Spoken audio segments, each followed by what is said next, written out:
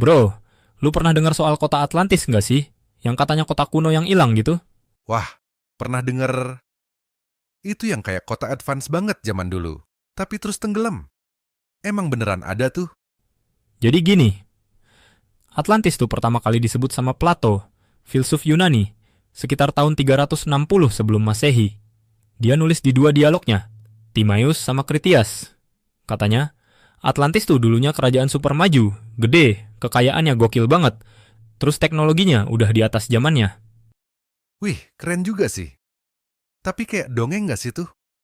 Maksud gua, sumbernya cuma dari Plato doang kan? Yoi, itu yang bikin debat sampai sekarang.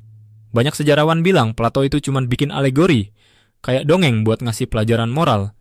Tapi ada juga yang yakin Atlantis itu beneran pernah ada. Dan Plato nulis berdasarkan cerita nyata yang udah diturunin dari generasi ke generasi.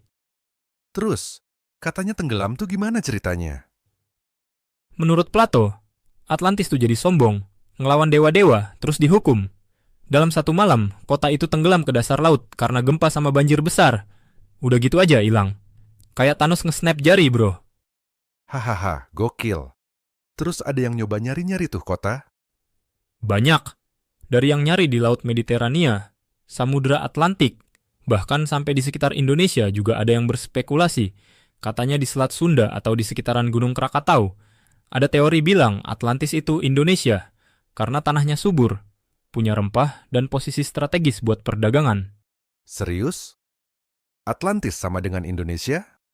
Wah, kalau bener sih, auto bangga gua. Iya, tapi masih spekulasi berat. Nggak ada bukti arkeologis yang solid, tapi emang menarik sih. Karena cerita Atlantis tuh ngegabungin mitologi, sejarah, dan geografi. Gue jadi mikir, bisa aja sih sebenarnya tuh Atlantis cuma simbol. Kayak representasi dari peradaban yang maju tapi hancur karena keserakahan. Biar kita belajar dari masa lalu gitu. Bener banget. Makanya banyak yang nganggap ini tuh cerita peringatan. Jangan sampai teknologi dan kekuasaan bikin kita lupa sama nilai moral dan kerendahan hati. Wah, jadi berat nih obrolan kita. Hahaha. Tapi seru sih. Nggak nyangka cerita jadul bisa relate sama zaman sekarang.